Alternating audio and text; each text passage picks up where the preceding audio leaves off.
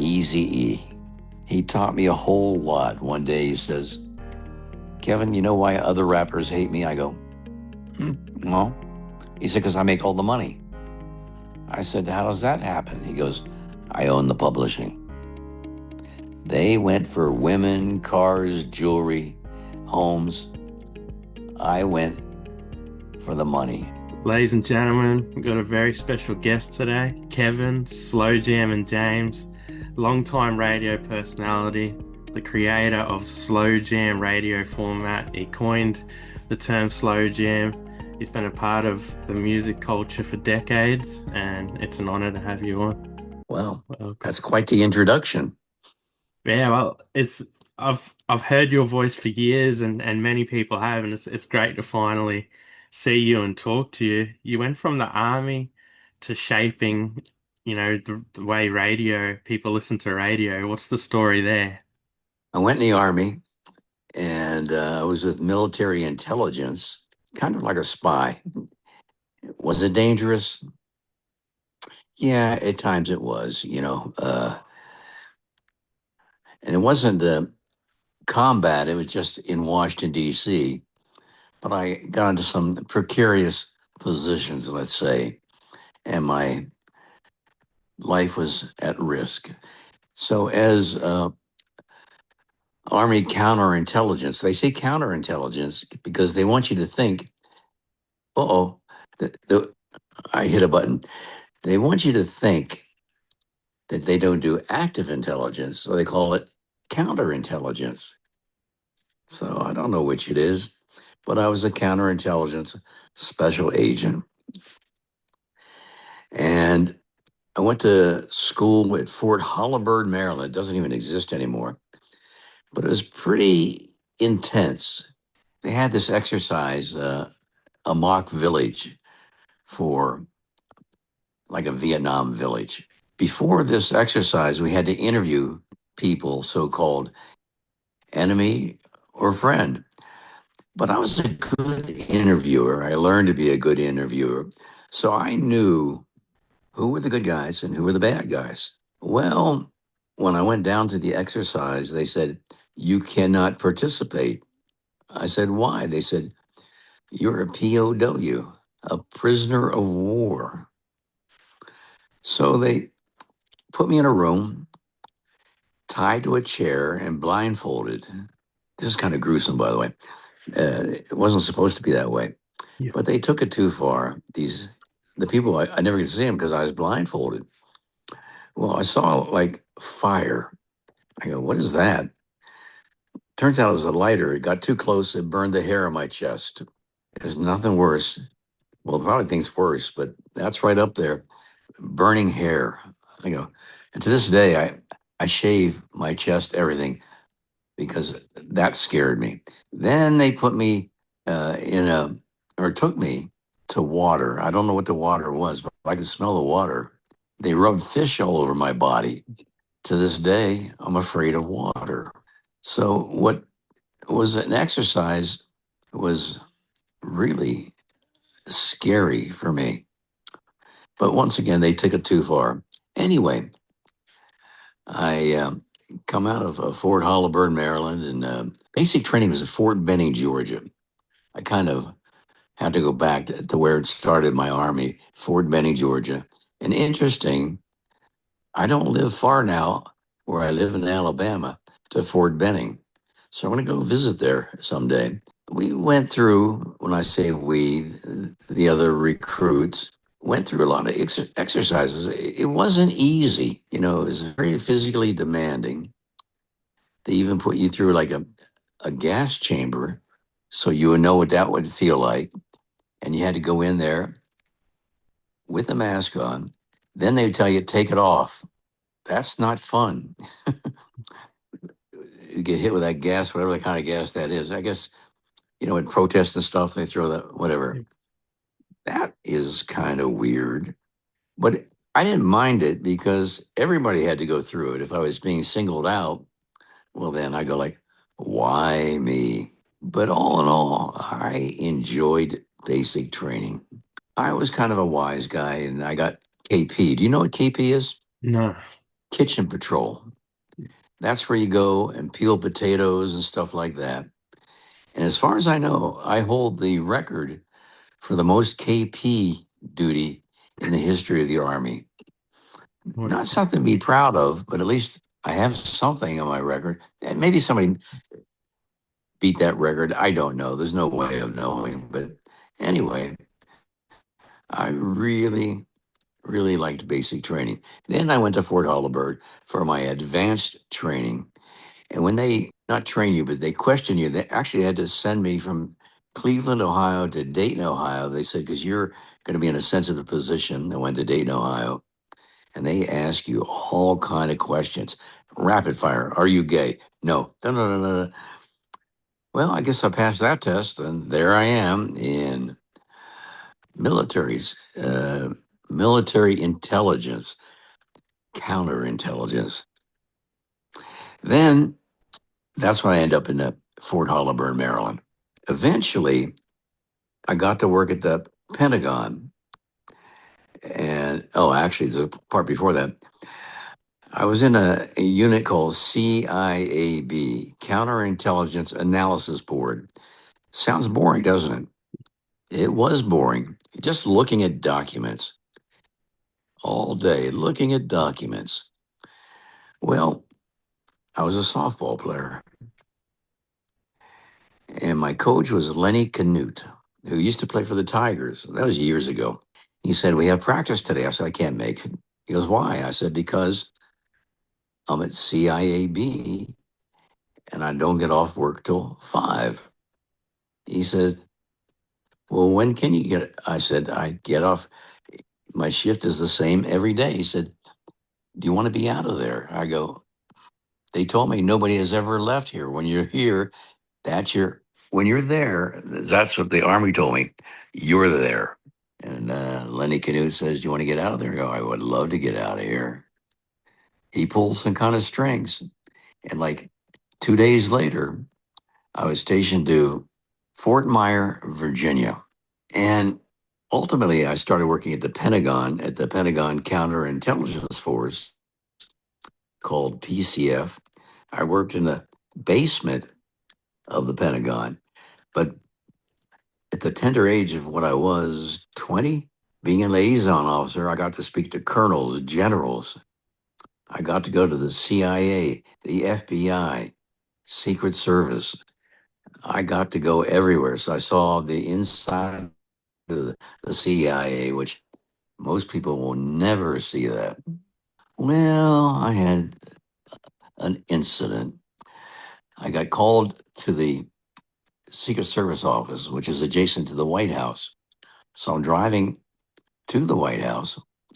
I park and I go in there and they go, "Okay, we need you to look at these documents and tell us, are they secret, confidential, whatever?" I mean, I didn't know. So I made up a story. I said, and keep in mind, I'm just young, 20 years old, talking to what, 50-year-olds. I said, I made this up. If you put all these documents together, maybe they're secret, but individually, they're no big deal.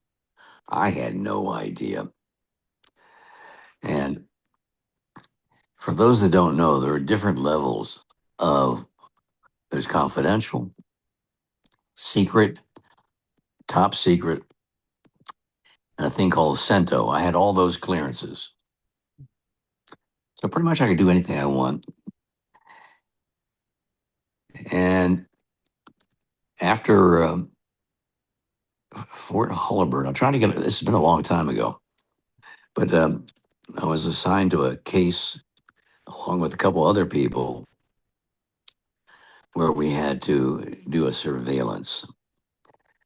And you've watched movies, so you know what a surveillance is. And this guy, we didn't know everything. In the Army or military, everything has to be on a need to know basis. If you don't have a need to know, you're not going to know.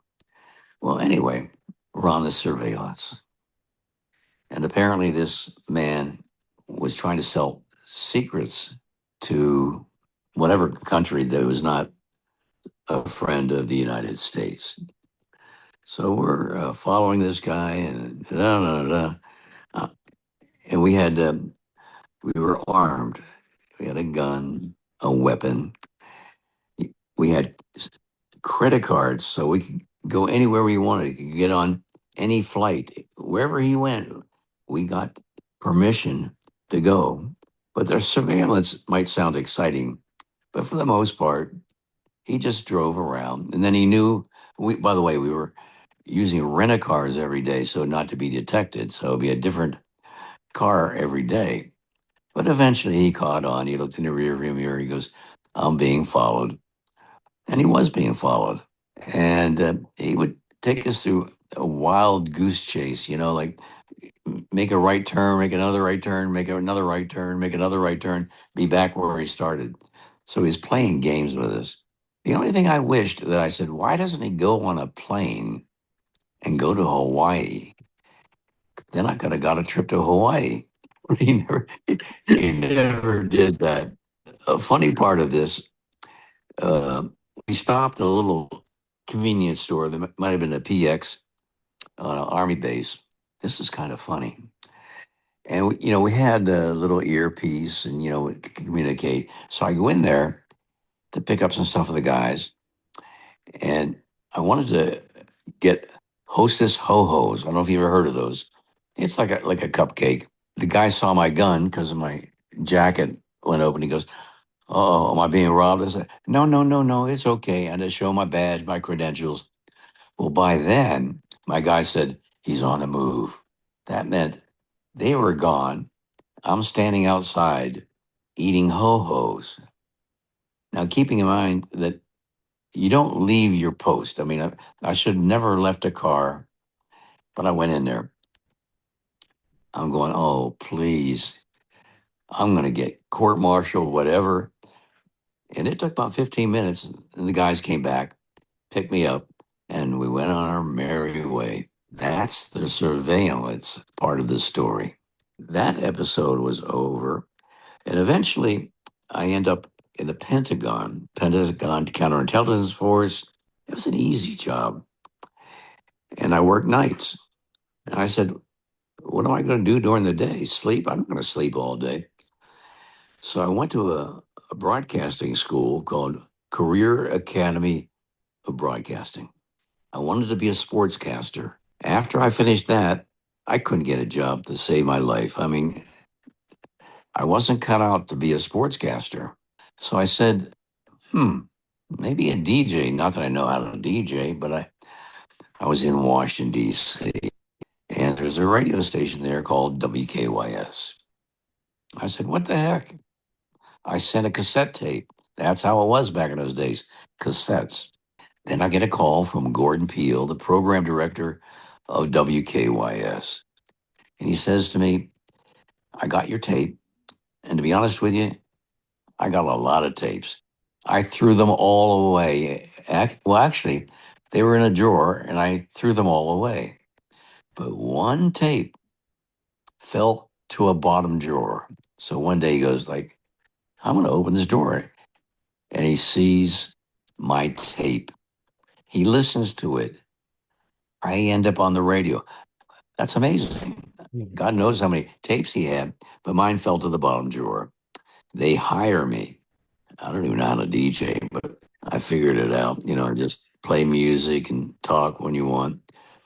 And that's another subject. I was told I would never make it in radio because I don't sound like a DJ. You know how DJs, how do I say this? You ever been to a strip club? And then, Yeah. these DJs go, come on stage. I said, I don't do that. So I talk on the radio like I do right now, like Yeah. I'm talking to you. Hey, this is my friend Thomas. He's I don't know what he does, but he seems to be like a nice guy. Uh, I was ridiculed. You'll never make it in radio. Well, here I am, all these years later. What, 40 years or something like that? I'm still in radio. That proves the point. When people say you can't do something, that's not necessarily true. So you just keep doing what you do.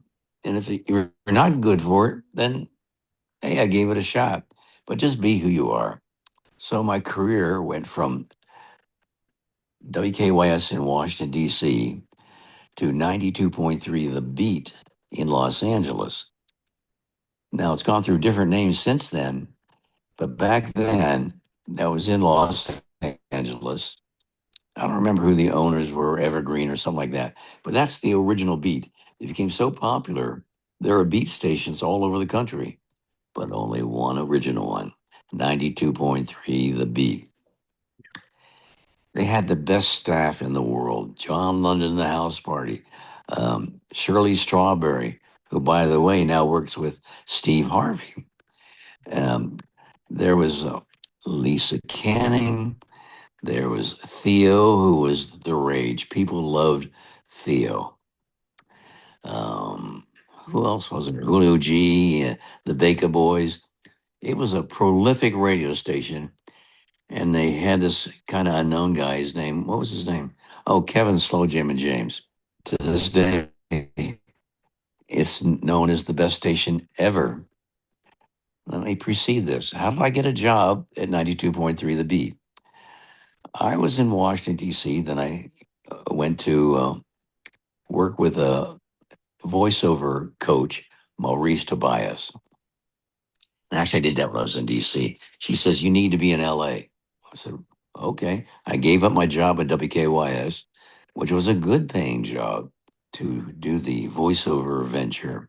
While I was working with the voiceover coach, Maurice, she said, there's a station in Los Angeles very similar to the one you worked at in DC. So I'm listening, and I heard him play a song, Always and Forever by Heatwave, but it cut off. I said, why would they cut the song off? I called the radio station the next day. I said, I heard a cut off version of Always and Forever by Heatwave. They went, oh, that's because we don't have the full version. Now, back then, you didn't have iTunes and all that stuff. You either had to have a CD or a cassette and transfer it, or you just can't play it. I took the CD to the radio station on Yucca Street. What a name, Yucca Street in Hollywood. And I gave it to the receptionist and I went home. The cool thing was, I lived walking distance, lived on North Detroit Street, walking distance to Yucca Street. Anyway, they called me a couple of days later. I go back in to pick up my CD, and they said, what's your name? I said, Kevin James. They said, you're not the same Kevin James from DC, are you, on the radio? I go, yeah, that's me. Are you looking for a job? I said, no. Why? Because I was on unemployment from DC. I didn't want to mess that up. I go back home to my little apartment. I go, like, I just turned down a job from the second largest radio market in the United States, Los Angeles. New York, by the way, is the other bigger market. And they said, Mike Stratford was the program director. He said, are you looking? We're looking for somebody. I said, what you got? He said, Sunday nights. I go, I've always done Sunday nights. Bingo, they hired me. That led to Sunday nights, Saturday nights, fill in shows for Lisa Canning. And as I mentioned, the staff was amazing. John London, Ben Kelly, Shirley Strawberry, Theo. Uh, I was the weak link, I thought, at the station, the poetess. I'm going to forget names, and I'm sorry if I people see this go like, "What about me, Kevin?" But anyway, great, great radio station, and it was listened to all over the world. Even back then, they had whatever way people listened. It became like the number one station in the world, 92.3, The Beat. But like any good thing, eventually it ends up being sold to a different company. And 92.3 became 100.3, The Beat. And that's when everything fell apart, you know. And the problem with that was there was always, back then, and maybe still now, a competitive nature, maybe called hatred, between the West Coast and the East Coast. Well, as 92.3 The Beat became 100.3 The Beat, they hired New York DJs, Dr. Dre and Ed Lover, and other people. But that was the morning show. Great guys. LA wasn't having it. Why are you bringing LA or New York to LA? People were hating on it. The station went away. It failed. And Kathy Hughes, who was the owner, I told her, and she didn't like this. I said, I don't think it's going to work because East Coast, West Coast. She goes, well, that's your opinion. I said, aren't I allowed to have an opinion? She goes, but I don't like it. I said, okay. It failed. It went away. And she lost millions. I think she lost a lot of money on that station. Eventually, I was living in San Diego for a while, and I got a call from a guy named Snoop Dogg. And I was working for Magic 92.5 in San Diego. He said, Kevin, I, I got something for you. I go, what? Cadillac Music Dash Radio. I said, I have no idea what you're talking about. But this Snoop Dogg calls you. You go. I went. Hindsight, I don't know if I had to do it over, would I stay in San Diego? Probably not. But he gets me on his radio station called Cadillac Music. For those of you who want to spell it, it ends with two C's. And the last C is for Crip. Snoop is a Crip, or was, the gang thing is not as much violent as it was back in the day. You had to be careful what you wore. If you wore blue, you were a Crip. If you wore red, you were a blood. I had to learn all of that stuff. Like, oh, wow, that's too much. I said, I'll just wear green. And Yeah. yeah, so I'll play it safe. But that's LA. And anyway, I end up, at the beat, very successful career. It falls apart, becomes 100.3 The Beat. It falls apart. Uh, Cadillac Music was good, if not great, but that was on an app with Dash Radio. Wonderful, wonderful. Well, Dash Radio got bought by Lit Live, Littlive. Then it got really bad. And I got a call from Robert Scorpio, who was my PD at 100.3 The Beat and my softball teammate. So we're friends, just not employee boss, but friends. He calls me and goes, Kevin, we can't pay you, and hung up. That was it. And I think I just got fired. Well, that's exactly what happened. Then I go like, now what am I going to do? Because I was living in Los Angeles. Just before this happened, I was living in Los Angeles, but I moved to Fort Payne, Alabama to be with family. That turned out to be a brilliant move because it's very affordable to live here. LA is paying like $4,000 a month for a duplex unit, which means, I lived in one part, had neighbors on the other part. So I went from paying $3,900 a month to here in Alabama, uh, where I'm at right now in a house we bought, and I pay $812 a month. Yeah. Think about the difference there. $812 to $3,900. So I can survive. And Snoop is the best, by the way. But it wasn't his fault because we were being paid by an app. I do feel bad for those when Lid Live took over and fired me, which meant everybody got fired. People lost their houses. They don't have phones anymore. And this is up to date information. I'm trying to get a hold of everybody. Not that I'm rich, but if I get a hold of them, I'll send them money, whatever, because That was a horrible situation. Here I am in Fort Payne, Alabama. Then Cadillac Music went away. Lit Live was a waste of time because it didn't pay. I still don't have a radio job, but I'm surviving.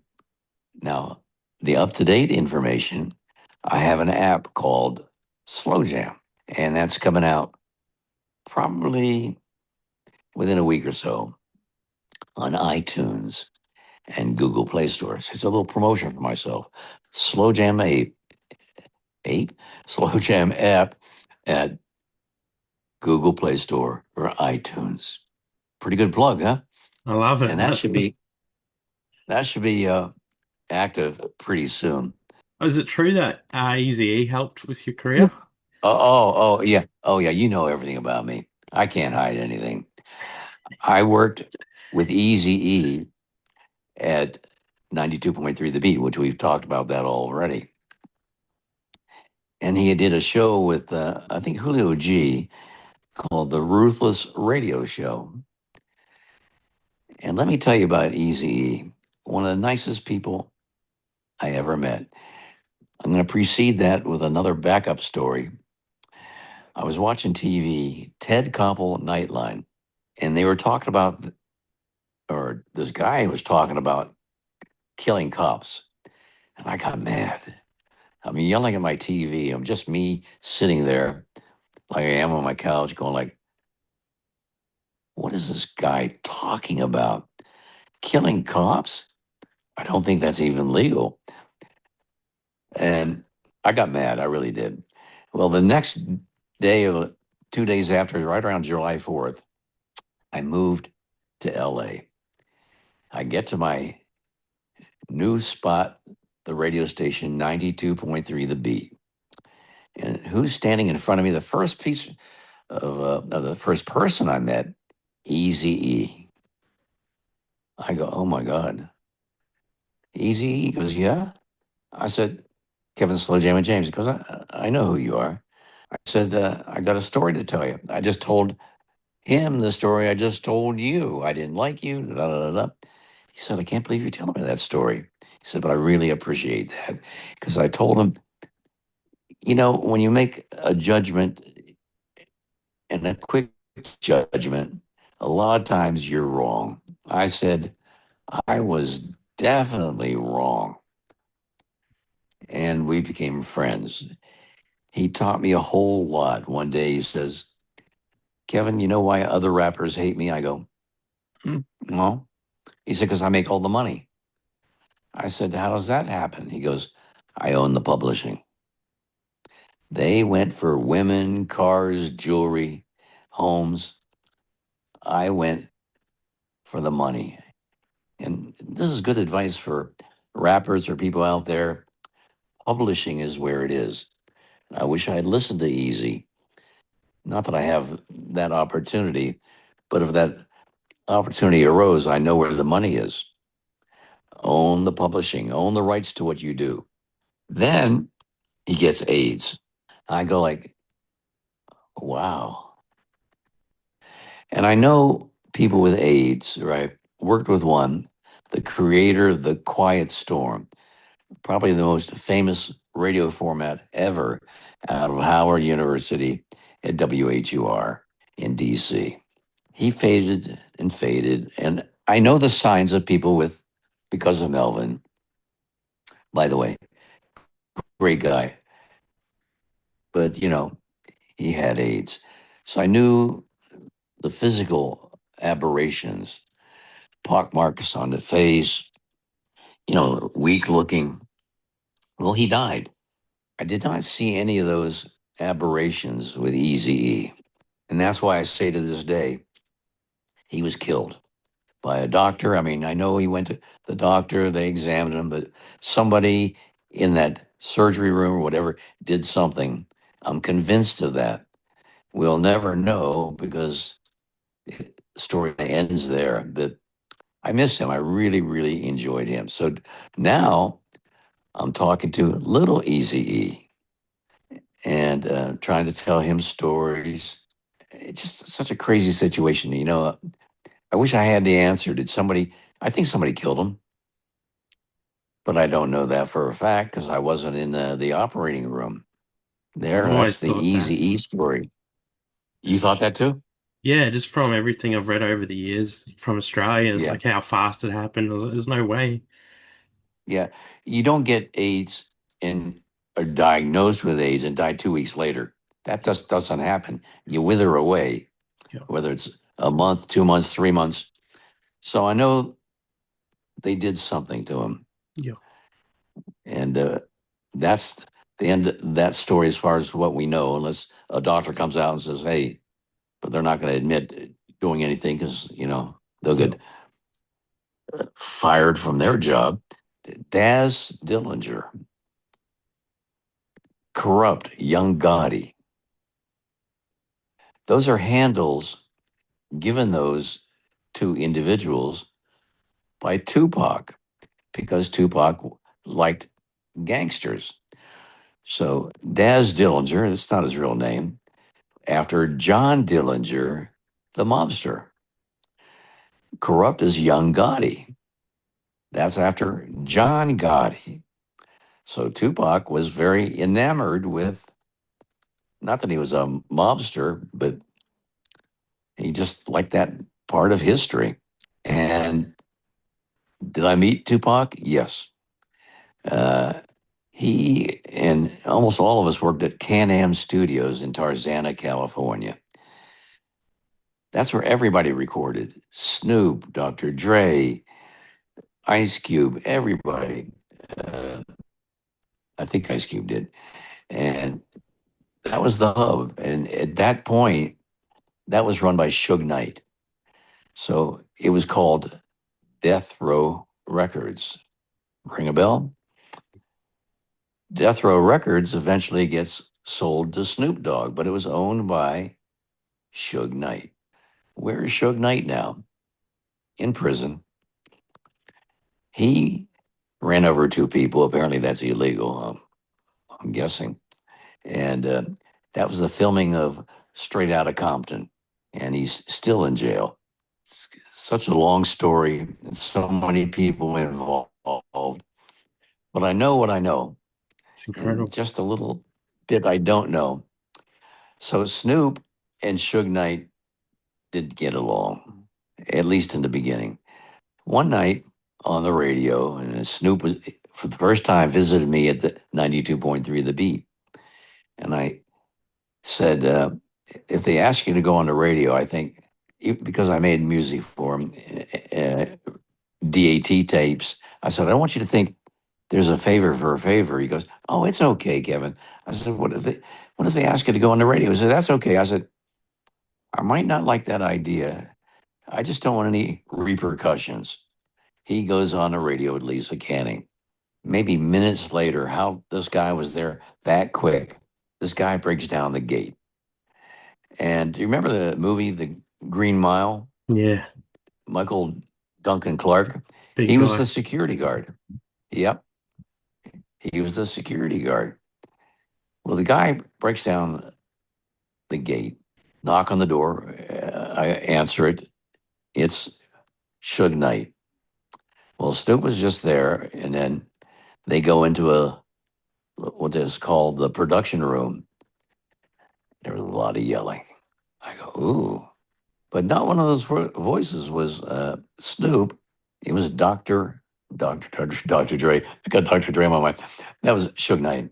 Snoop comes out of the studio, and Suge was still in there. And I said, Snoop, are you okay? He goes, what do you mean? I said, loud voices, none of that voices, or the voice I heard was yours. He goes, oh, that was Suge being Suge. Don't worry about it. So that's that part of the story. Michael Duncan Clark, Suge Knight, and Snoop Dogg. I didn't put my ear to the door because what if it opens and it smacked me and they go like, are you eavesdropping? So I did not hear what they talked about. Even if I did, I might not even talk about it but there was an altercation there. And excuse me, my eyes, can I itch my eyes? Thank you. Yes. I did it. It feels better. Yeah. And Suge and Snoop, I don't think they liked each other. Uh, I'm trying to remember, but I don't think so. So I might be talking out of context here. But anyway, that's that part of the story. Now back to my career. Slow Jam. Where did that name come from? I worked with Donnie Simpson at WKYS in Washington, D.C., and he wanted me to rename my show. It was just Kevin James. He goes, "That's boring. Name your show." I said, right off the top of my head, Slow Jam, which was based off the song Slow Jam by Midnight Star. Actually, I said to him, Slow Jams. He goes, "No, let's call it Slow Jam." I said, "Okay." WKOS got the trademark for it, so that was legal. Then I go, if I'm Kevin James and I play slow jams, I could be Kevin Slow Jammin' James. And that's where that came from. The trademark thing, at some point, I had to sue somebody. I'm not going to name them right here. I had to sue somebody for using the name. And this person was a roommate of mine. We were good friends, but I had to sue him. You have to protect your trademark. Well, I won the case, but after lawyer fees, it wasn't that much. But he won't talk to me anymore. But I had to do what I had to do. And sometimes in life, you have to make choices. The right thing, the honorable way. That's always my way, and that's what I did in this particular case. The agreement we came with, I still get to use the name Slow Jam, even though he owns it. So I guess we're like co-owners of it, and he's doing very well. This guy, $330,000 a year on um, a syndicated contract. I wish I made that kind of money, but I don't begrudge him that. The only thing is he doesn't play the music I play because slow jam is music basically from the 70s, a little bit of 80s. But in 1980, music changed. It became digital. The music from the 70s, for all intents and purpose, was musicians in a studio. And you can hear the difference as opposed to a synthesizer or how they do music today. Therefore, the music I play is pre 1980 and mostly 70s, real music. I compare it to eating food at McDonald's, nothing wrong with McDonald's, or having a home cooked meal. Which would you choose? Yeah. A home cooked meal. That's how my reference is to real music and digital music. You've been in so many cool situations. Did you know you were going to have such an impact, and deal with all these people? Did you have a feeling early on, or did it just happen? Everything I've done, I approve of. I've done nothing that I regret because I stand on my morals, which is honesty and integrity. So just because I'm working with so-called mobsters, that doesn't make me a mobster, right? That just makes me an ally or a friend. And we tend to place people in boxes, like, oh, that's you because you're associated with so and so. Not true. And to this day, I work with Daz Dillinger and Kurupt. And Kurupt and I especially have a bond. He's from Philadelphia. I'm from Philadelphia. My mom lived in Philadelphia, of course. Uh, we moved there when I was 10 years old. And I got to meet with Kurupt. Stop me if I've told you the story already. Wall Street Records was his label. Did I mention that yet? No, no. No. Okay. So he had a record label called Wall Street Records. I go over there, we talk, eat cheesesteaks because That's where the cheesesteak was invented, Philadelphia, Pennsylvania. See how I'm putting a little Yeah. history into that. So we eat our cheesesteaks, and I get a call on my phone. And they said, "Can you tell Kurupt to call me?" They gave me a number. To this day, I don't remember who that was. I told Kurupt, they want you to call this guy. He said, okay. He calls him. Couldn't be 2 weeks later, he moves from Philadelphia to the West Coast. And that's where the history of Kurupt young Gotti ended up on the West Coast. I guess you could say I was a catalyst to helping his career jump off. Then Kurupt hooks up with Daz Dillinger. They become the Dog Pound. By the way, for those of you that read my lips, the THA Dog Pound. And they became a duo. I got to be on the track Smooth with, actually, there's more to this story. I'm sorry. I went to Larrabee Studios one time. Snoop invited me, and I'm sitting there. It was noisy. Music. It was smoky. Special kind of smoke. I don't smoke, but my eyes are red, kind of like how they are right now because I'm tired. And then Snoop says, "Kevin, why don't you jump on the mic and talk about this song?" It was a mic in the middle of the floor, not a studio room, just in the middle of the floor. He goes, "Why don't you say something about this song?" I go, "What song?" He said, "The one that's playing." I said, "What's playing?" He said, "Smooth." As I asked more questions, he got really angry. He goes, I said, "What do you want me to say?" He said, "Just say something." That scared me. I went up to the microphone. I said, "Hi, I'm Kevin Slow Jam and James. This shit sounds smooth. Give me an application. I'm switching up. I want to work for W Balls." I didn't say it that way, a little more aggressive. He goes, "Okay." I said, "Okay, what?" "You're done." I said, "Oh, I'm done." I leave. I go home.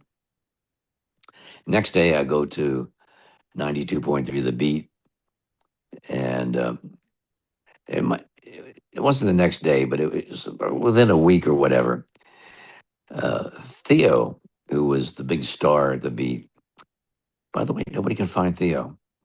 I have his phone number. He doesn't answer. Anyway, he says, "I heard you on the Dog Pound album." "What are you talking about?" "The track Smooth." "Huh?" I'm, I didn't do anything like that. He played it for me. I go, "That's me." He goes, "Yes, that is you." And I ended up being on the album, not even knowing for the longest time, like how that happened. And I had to think about, oh, I remember I did this and I did that.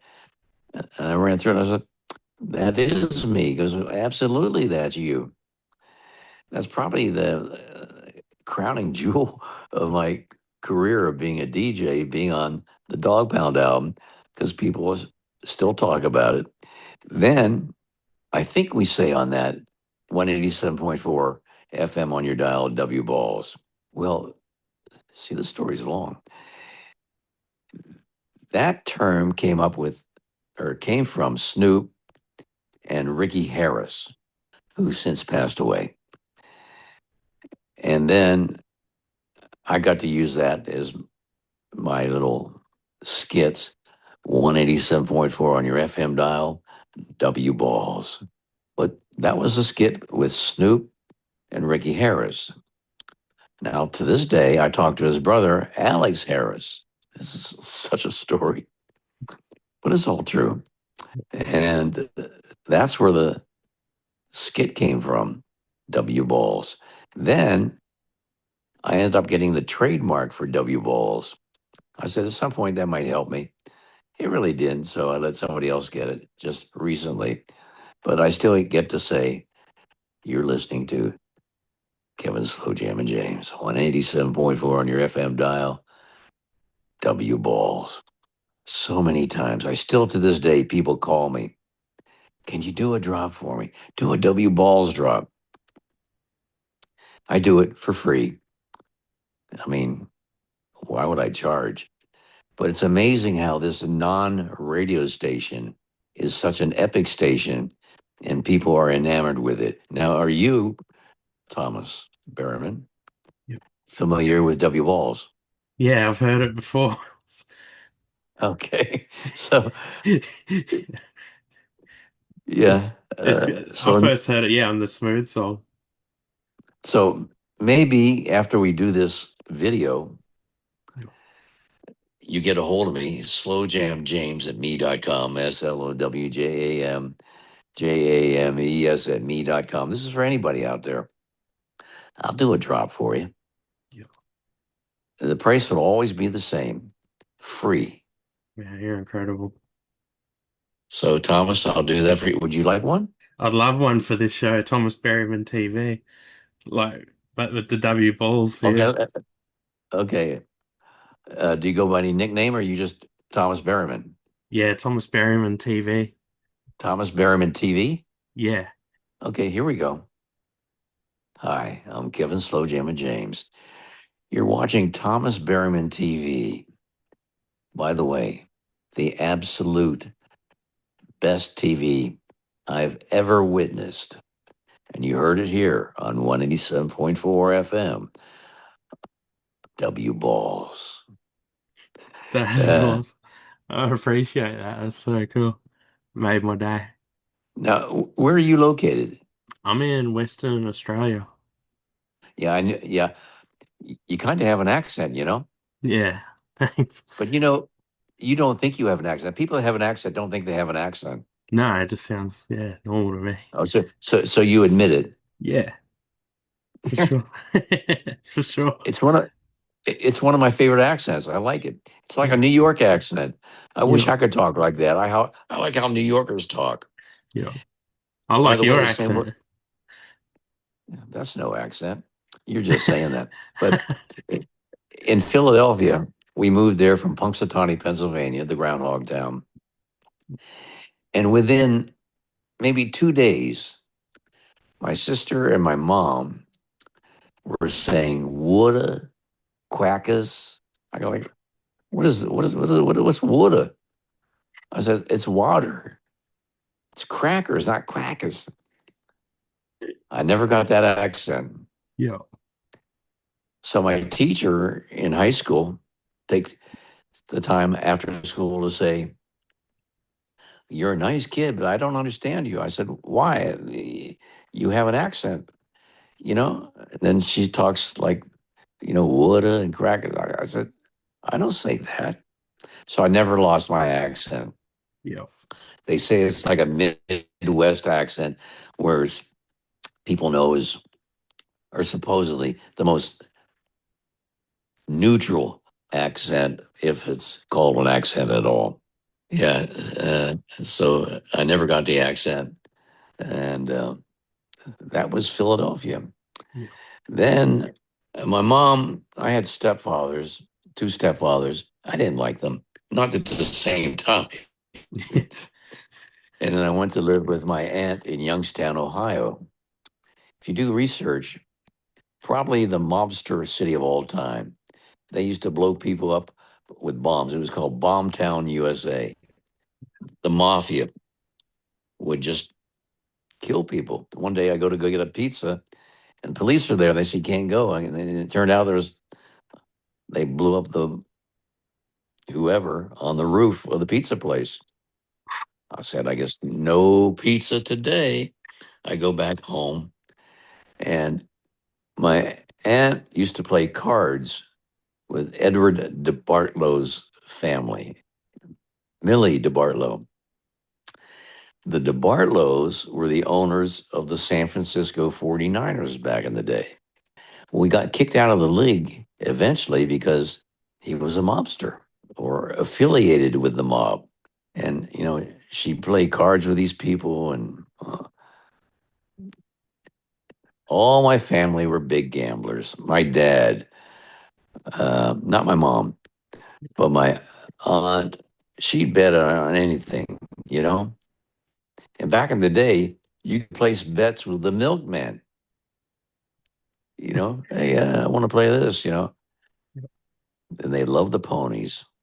They love the horses. My dad owned a racehorse, and my aunt would take me to the racetrack. And I didn't know much. I was young. But she says, well, pick a horse. And I pick them out just like how cute the horse was, or the colors it was wearing. Yeah, But a lot of times I was right. Maybe less knowledge is good sometimes. I said, oh, that's a pretty horse. Let's bet him. yeah. That's And cool. then, betting on horses at odds and all that. And I don't understand it, but I do know my dad loved horses. He owned horses. I don't think they won much. Yeah, Then harness racing. My aunt in Youngstown would take me to the harness racing. That's where in their cart, right? With the three wheels or whatever it is. I don't think that's exciting, but I went because that's family. That's my Youngstown, Ohio story. yeah. But if you look it up, it was Murder Town, USA. I'll check it out. I didn't get, yeah, I didn't get murdered. Yeah, I could have, but I made it just out. did not put myself in that environment. Yeah, Or I could be in the wrong place at the wrong time, and then a bomb could go off, and you'd be yeah. spread all over the city. Yeah, that's wild. I've I'll have to look it up. That's pretty crazy. Yeah. Uh, then Youngstown, Ohio. That's when I joined the army. Yeah, because I didn't know what to do with my life. I said, I'll go in the army. I didn't care where they stationed me, and that's where we get into the story, where I end up at the Pentagon, military intelligence. But they could have sent me anywhere in the world to a war zone, whatever. I didn't care. I wanted to, Yeah, fight for my country if I had to. yeah. Then we end up in the Pentagon and all that. And then it's the school. So that's my military story, and my Youngstown, Ohio story. Yeah, that's it's yeah, it's such an incredible journey, and what where you started to how you've come now. What's Daz Dillinger like? I've interviewed Kurupt before, and he was cool. I want to know more about Daz too. Oh, he's a great guy. Yeah, he lives not too far from me in Atlanta, Georgia. And I'm going to invite him down here and hopefully get Corrupt here and get the whole gang right into my house. Then we'll have something. We'll shoot a video and send that up. But I love them both, Daz, Corrupt. And some of you out there might know that Daz and Snoop are in a battle. It's all about money and the licensing rights and owning catalogs. But they're cousins, so they'll get over it. I'm not worried about them. Yeah, I think Family, they'll work it out. yeah, they'll work it out. Uh, they have to, but they're cousins, so they can say anything they want and talk crap because Yeah, they're cousins. yeah, happens. Yeah, yeah, and I love them both. I really do, and I'm not going to get in the middle of that battle Yeah, because you choose a side, then you're with that side. And I just patched up with Snoop recently. If you check out a video online, is I did an apology to Snoop, and that'll speak for itself. But I did wrong. I made it right. yeah. I've seen Snoop shouting you out on a video too. What's he Yeah, really like as a person? I've known him for 32 years. Back to when he was on trial for murder, and I might be repeating myself. Back at that time, only two people other than his family stood by him. That was me and Tupac. Said, and I got interviewed on Straight from the Streets on TV, And they talked to me about, or asked me about Snoop. And I said, hey, I don't know what he did. Is he guilty, not guilty? I'm not a judge. I'm not a jury, but I am his friend. If he goes away to prison or whatever, he's still my friend. And that's the way with everybody. If you're my friend, you're my friend. If you did something bad and you're guilty, you're still my friend. Yeah. And, I've had interaction with homeless people. And when they just say to me, oh, I love the music, slow jams, I go like, I just love that because that means you're reaching everybody Yeah. in every walk of life. And I love their stories. Why But do you think slow yeah, jams go ahead. connect so much with people? It's just the music itself. You know, uh, People have always liked music, rap, whatever genre. But in the case of slow jams, and I've mentioned this about the clarity and the cleanliness and the real musicians, people are attracted to real music. And that's what it is. And slow jam does signify that.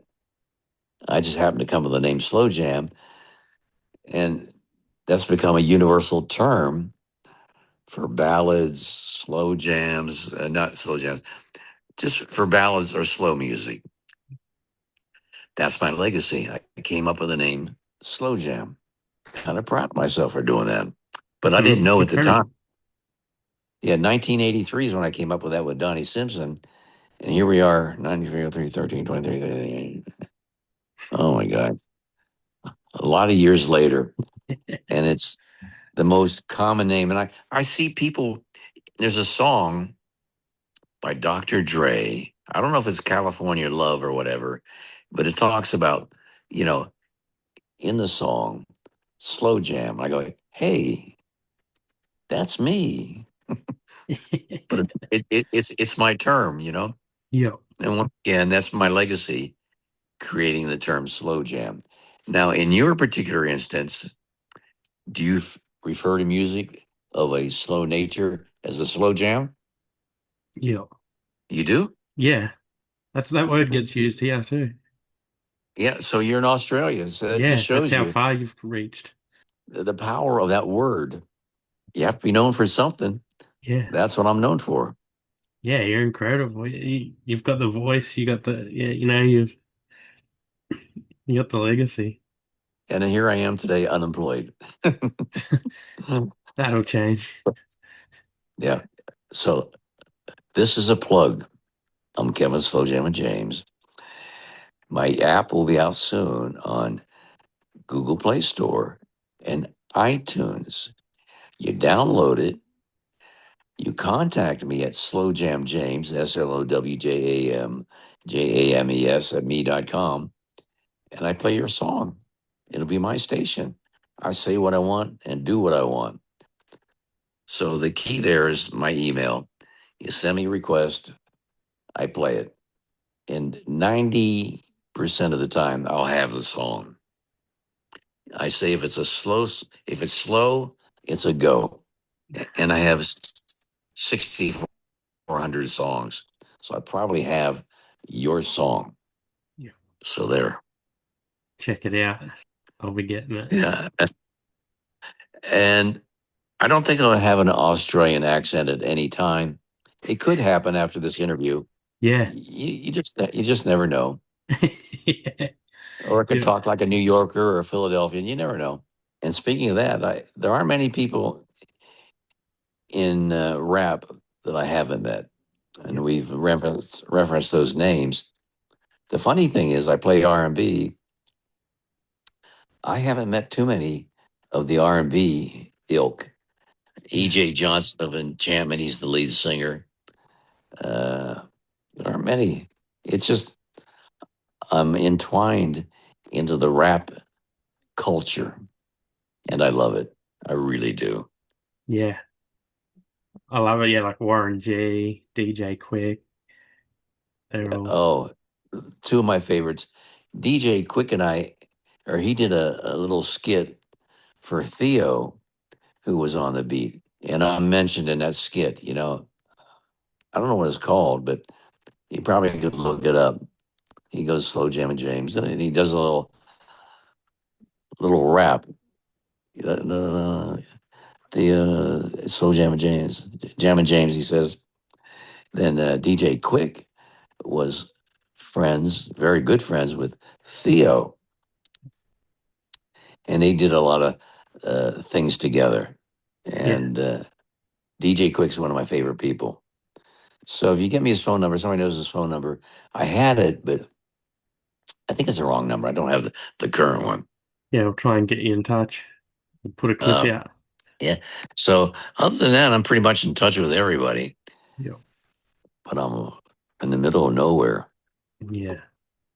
in Fort Payne, Alabama. It's It's, small. yeah, I'm in a small town as well. Yeah. But I really love it here. People are very southern. Nobody knows what a slow jam is, and that's okay. I've not run into one person that goes, "What's a slow jam?" I go, "Well, I'm Kevin Slow Jammer James." He goes, "So what does that mean?" Yeah. Not one person knows. Yeah. That's okay.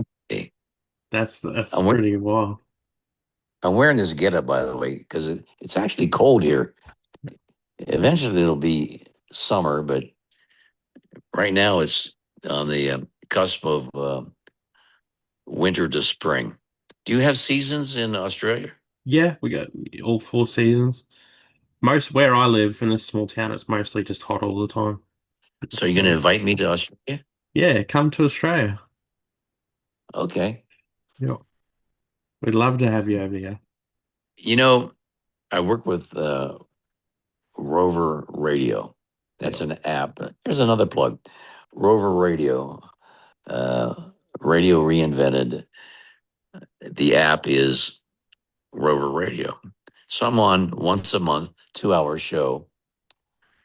But the guy Shaq Levy, who is one of the main people of Rover, love those people. And no matter what I do, I'll still work with them until they say, don't do this anymore. Rover Radio app on iTunes or Google Play Store. See all this promotion I do on here? it's good. People And need I to did know. a W ball drop for you. Yeah. That made my day. Yeah, but talking about Australia, Rover gives me the opportunity to travel and they pay for it. I think the next thing is in London, and I'll probably go to that one. They had one in Thailand, and I mean, or some kind of festival. But they invite the DJs there that are on there to go places. I want to go places. Yeah, yeah. Come to Australia. We'll catch I'm going to up. say that though. Let's do whatever you do, those festivals or whatever it is. Yeah, Let's do one in, hmm, how about Australia? yeah. I'm going to say that. I'm going to do that. Then I'll get out there. Then we'll meet. Then we can do a live chat. That'd be cool as well. This has been great. And I appreciate you wanting to talk to me. How did this happen, by the way? I've, I don't know. You randomly popped up. I was scrolling through YouTube and I heard your voice, and I was like, I've known that voice since I was a kid. And then I was like, who is that? And looked you up, Kevin Slow Jam and James. And then I was like, I got to see if he's on Instagram. I found you on there. And then I think I commented on one of your posts and we just started talking.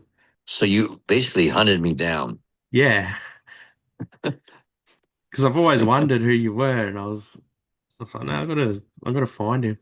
You found me, and I'm glad you found me because I He's, appreciate this interview. I really do. I mean, exposure, good or bad, is always a positive because people go like, "Oh, that's you." yeah, And over the years, people have been surprised that I am white. I get more comments about that, especially back then when I would go to events, Yeah. they would say, "You're white." I go like, "I am." I go, "It's possible." Nobody cares. I've never Yeah. ever had anybody, and I've been to every neighborhood in Los Angeles, Washington D.C.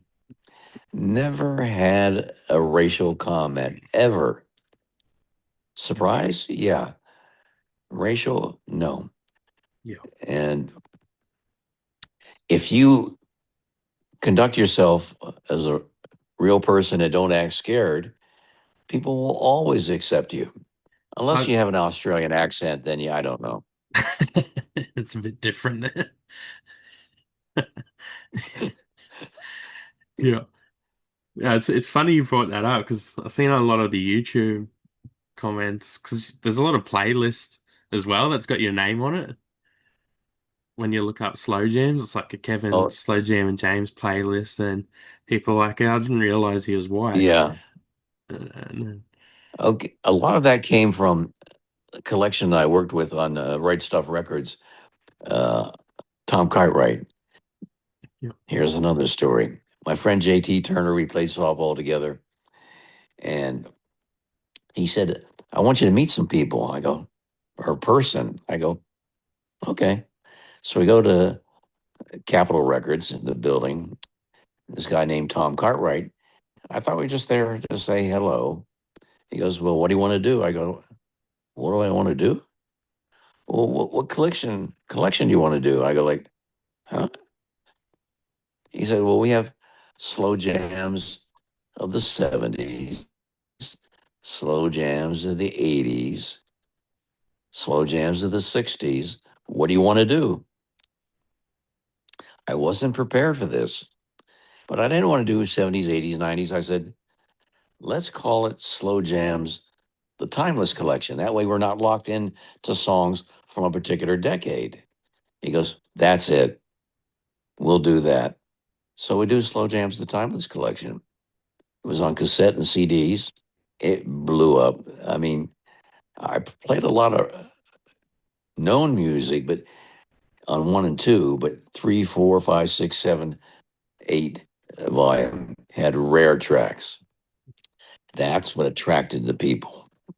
To this day, it's the most successful compilation series ever. yeah, The only one to make the Billboard charts. that's incredible. Up until then, no compilation of various hits ever was on Billboard charts. That's awesome. And I recorded that in a studio in LA. I don't remember where it was. And I was conducting the session. I said, "I want this to sound like a radio show." So I guess CDs mostly have. Are there CDs anymore? I guess there are. Yeah, They it's have still. like 2, 3 seconds in between tracks, right? And I said, "Can we do it where there's no space or little space?" I said, "We can try and do that." So they play it from a reel to reel tape, and I go and I point my finger like, okay, when I wanted to have them segue it. So they're like, da, da, da, da, da, da. And that's how we did the album. No album had ever been done that way before with a, because I wanted it to sound just like the radio, not like track, space, track, space. And that's the way I do radio today, too. There's a thought process on not what I play, but how it blends into the next song. So I don't call myself a mixer, I'm a blender. I blend music songs, and in three different ways: fade, F, C for cold, which means it ends abruptly, and sustained fade, where it trails out, it ends, but it's just sustained. So I match songs. If something is sustained, something slow building up comes next. If something will end in like cold, like sudden, Then I play something that comes in sudden, like boop, boop. If something fades, then I slowly let it trail out as far as it can go and then start another song. So that's my modus operandi. That's how I play music. It's never changed. That's what advice would you give to someone starting out in the, with radio or music industry at all? Be who you are. You know, if you're a radio DJ, I mean, I started playing pop, but hopefully you find a radio station that will play the genre of music that you play, whether it's jazz, rock, country. You know, I don't know if they have broadcasting schools anymore or not. I was happy and privileged enough to be able to go to a school. Do they have schools for radio? I don't know. But you put together a demo tape, and a demo tape is you piecing music together and you talking. In fact, recently I did a demo just on my phone, and I just wasn't very good, but at least it got the job done. Basically, they want to hear your voice. They don't care on that audition tape about what music you're playing. They just want to hear your delivery and how you sound on the radio. That's good advice. I think So, people, are you going to be a radio DJ? me, I don't think I got the voice for it. Yeah, everybody has a voice for it Yeah, because everybody's voice is unique because it's your voice. So don't try to make it sound like somebody like a Kevin James or anything like that. Just be who you are. And people are attracted to it. You know, real recognizes real. Like, oh, wow, he's talking like a real person. And that's the way, if you sound that way on the radio, you'll make it because people go like, oh, he sounds like he's talking to me. And my biggest complaint was from a music executive, or I don't know what his title was. He goes, you'll never make it. You don't sound like a DJ. He said, you just sound like you're talking to people. I said, I am talking to people. But that fueled me because he goes, you'll never make it. But be who you are. And hopefully, aspiring DJs, you get to play a genre of music that you like. But you don't always start that way. You know, go to a station, doesn't matter what you play, country, whatever. Uh, these days, they tell you what to play anyway. yeah, You know that, right? yeah. DJs don't have the autonomy to play what they want. It's more control. It's programmed by it's computer. And I don't know of a station or any DJ that doesn't go by computer, which means what? The audience is hearing you playing a song and go like, why are you playing that? Then you have to explain to them, that's what I have to play. Yeah, So DJ say, request line is open. We're taking requests. yeah, And I went through this when I was a kid. I go like, okay, I want to hear this. And they go, you listen, you never hear it. It's like your mom saying, or you saying to your mom or asking, can I go to a party with my friends? We'll see. Well, that's like making a request to the radio DJ. We'll try and get it on for you. We'll see. It ain't gonna happen. yeah, yeah, I've always been honest. Always.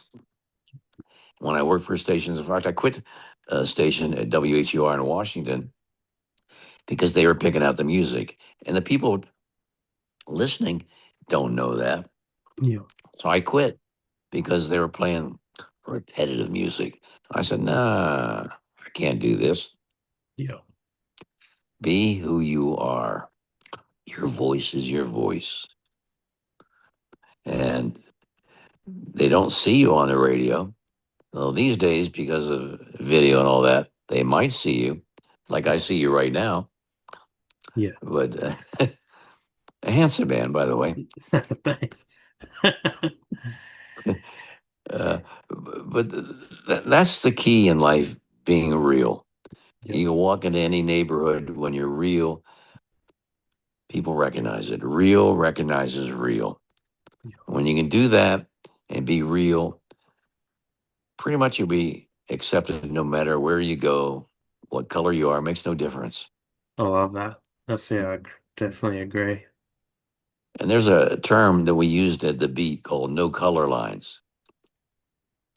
Those two words really speak a lot. No color lines. That means there's no discrimination and on color, ethnicity, uh, male, female, makes no difference. Yeah, that's great. Yeah. I was going to tell one other story. Do I tell this story? No, I'm not going to tell it. Ah, It's it, another time you can call me, but it's funny. I don't want to. I don't have the name. Let me tell this story. tell us. Um, Yes. but I'm not going to name the name. We had a girl that worked at WKYS, and she was, we say, large, 300 pounds. And I'm not going to name her. Don't make me say her name now. And I had an engineer named Stu Bowman. We didn't even know what her ethnicity was. And then one day, Stu Bowman says to me, "We know what this person is." I almost said her name. He said, "She's half Hawaiian, half Polynesian. Maybe that's the same thing." And I said to him, "What's the other half?" Because she was so large. So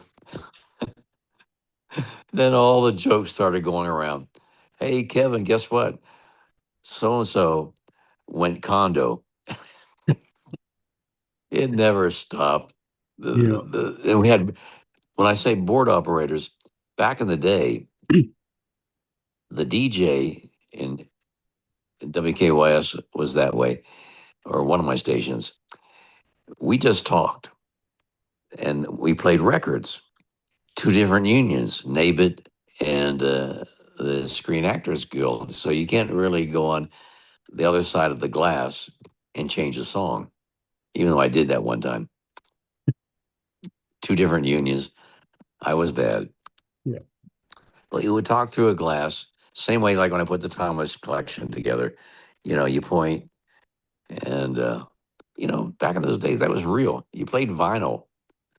Uh, Back then it was just playing records. For some reason they call it vinyl now.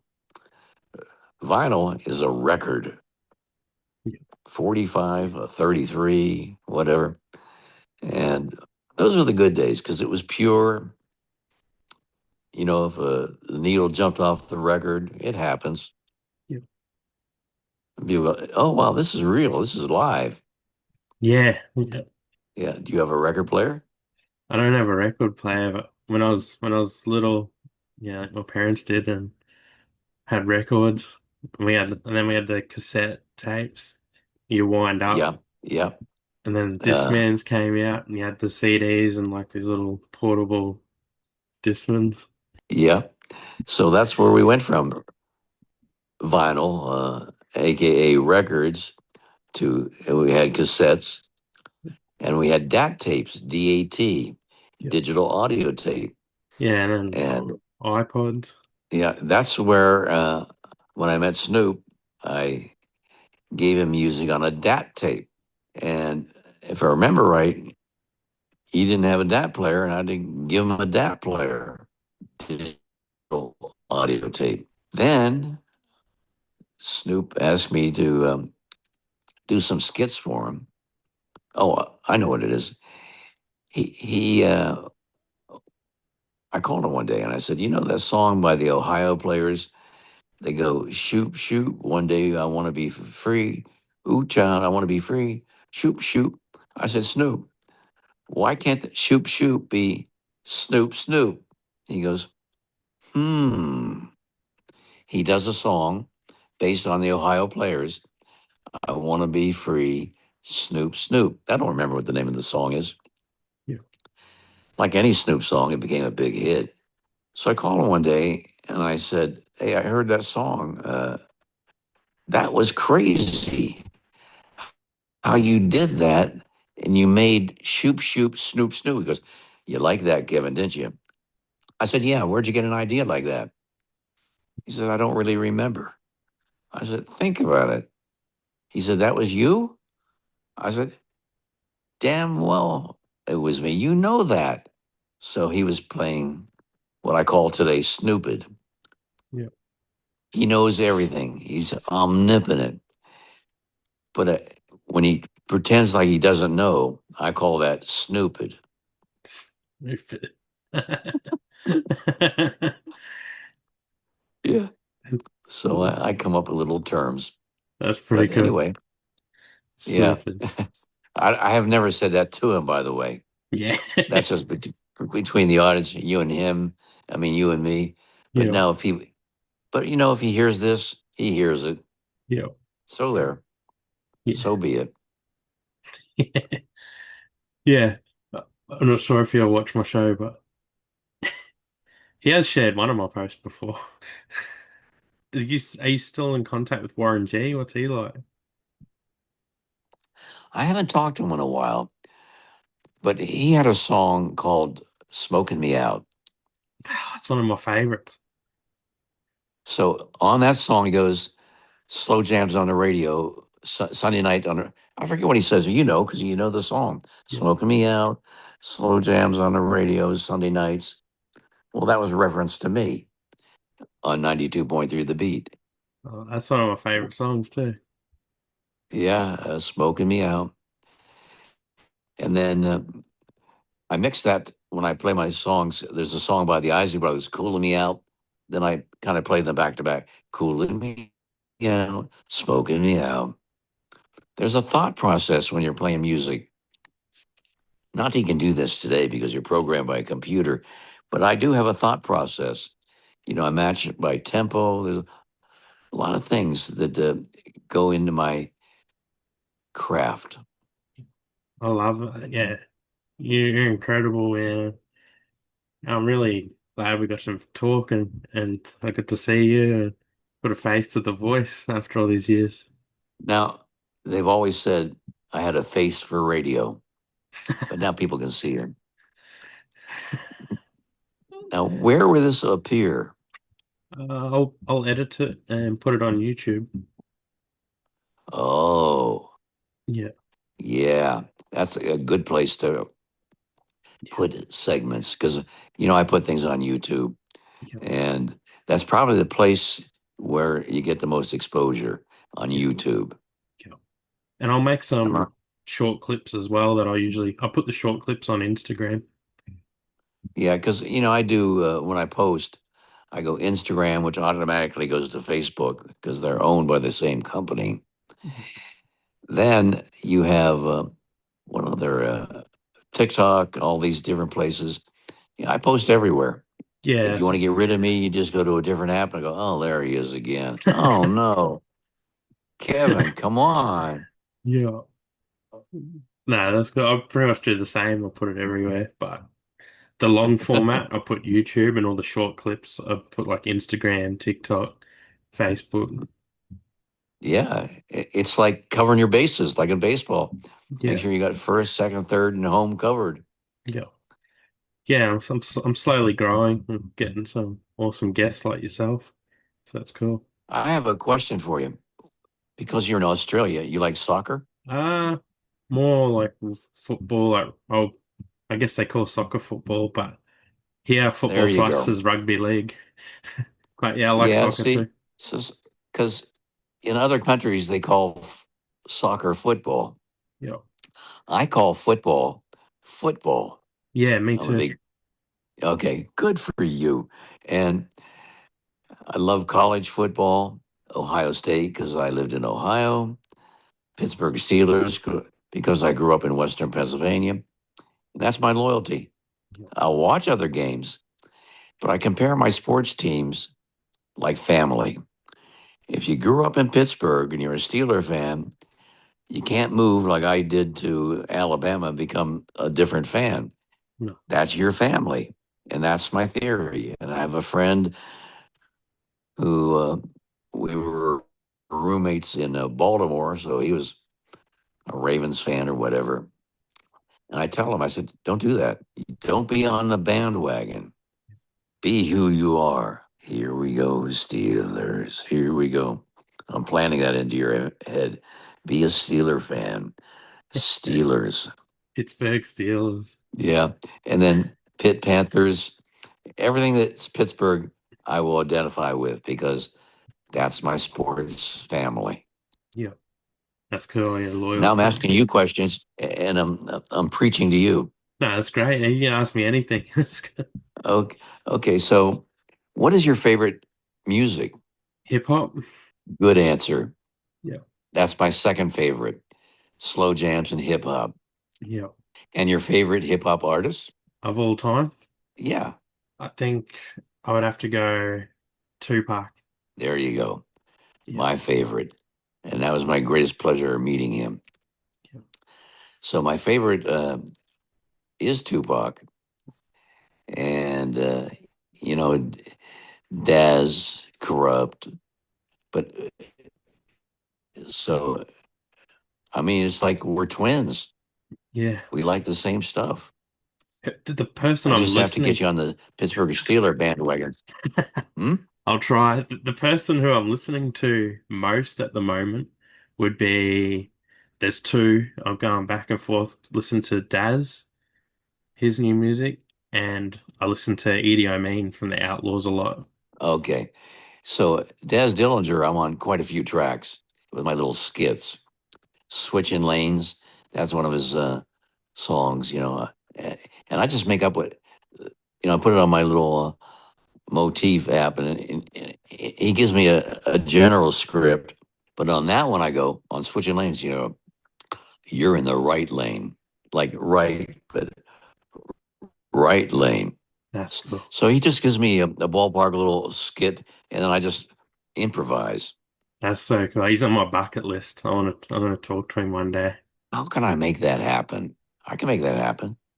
Really? You just give me your information, Okay. slowjamjames@me.com. Yep. I call Daz. I call Corrupt, and then somehow you work it out between the three of you. Well, yeah, I'd love to interview, yeah, Daz. I've interviewed Kurupt before, but I've never been able to contact Daz. Oh, you did. You did interview Corrupt. Yeah, already, but yes, I really want to talk to Daz, but it's like, I can't get hold of him. Okay. Yeah. And once again, Corrupt is my favorite because we met in Philadelphia, and it's very dear to my heart because that was at a time when my mom was alive. And I'll never forget her saying, "Did you have fun with your friend?" She had no idea who it was. Well, the story continues. So I do the dog pound, smooth. I send my mom a CD player and a copy of the CD. I call her 2 days later and I said, "Mom, what'd you think of the song?" She goes, "I'm embarrassed." She goes, I said, "Why?" She said, "You said shit."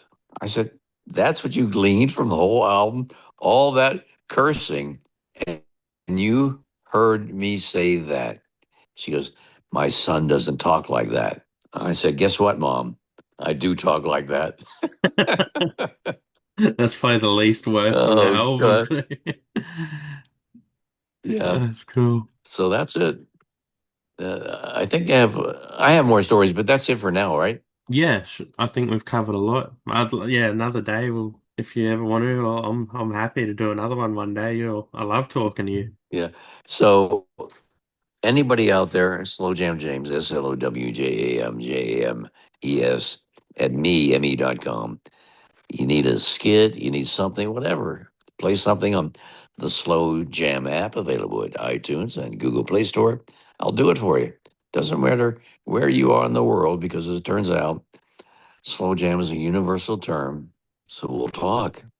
Yeah, I love that. Go check it out, And everyone. you, my friend, will yeah, get a hold of me so I can get you hooked up with whoever you want. Well, yeah, I really appreciate that. Thank you, man. It's yeah, been incredible. Is this been one of the weirder interviews? This has been, yeah, I did not expect a lot of the directions, and I love it. It's even better than what I was hoping for. Because Yeah, I jump from here to there sometimes, but eventually get back to home base, But when you ask me questions or I tell you stories, I go, oh, that reminds me of this, reminds me Yeah, of that. But then it becomes not an interview, it's been a conversation yeah. with my new friend. I appreciate that. I'm glad to have met you. Consider you my new friend too. Thank you. So we'll be in touch. Yeah, We'll see what I can do for you. I don't know if you could peel off what I did at the W Balls thing. yeah. I'll edit that out and make a track, an audio. That was really cool. But yeah, if there's anything I can do for you too. Yeah, and then I'm going to ask Rover Radio if they can get me to. Where in Australia are you? I'm in Western Australia, um, a small town called Port Hedland, but the nearest city to me would be Perth. Okay, I've heard of Perth. Okay, Yeah, yeah. So I'll see you. I'll be there somehow. I'll get a hold of Rover Radio and say, hey, let's do a festival there, and we'll come. yeah, that'd be amazing. So we're not done yet. Yeah, that'd be very cool to meet you. So it's 11:17 here. I think I'm going to go to sleep. Okay, yeah. Thank you for your time. Thank you, and we'll talk because you have my email. You'll give me your email. We'll exchange all our information, Yeah, so we won't lose touch. definitely. I'll send you an email today. That's cool. Thank you. Okay. Thank you. Hello, Perth. Okay. Bye bye. See you, man. Have a good sleep. Hi, I'm Kevin Slow Jammin' James. You're watching Thomas Berryman TV. By the way, the absolute best TV I've ever witnessed. And you heard it here on 187.4 FM, W Balls. Thomas Berryman TV, MC Wicks. You are now rocking with the greatest. Worldwide, universal, we kick games, drop gems. Knowledge expand the brain. We don't speak no lies, it's all factual. Travel through sound waves, international. My aura is shining, but that's natural. From the cosmos, supernatural, extraterrestrial with the ill flow. Too high, too elevated.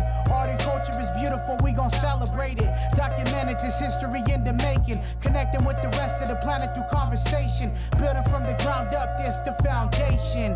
Through the power of thought manifestation. Gift the gap, champion rap, greatness. Timeless like hieroglyphs.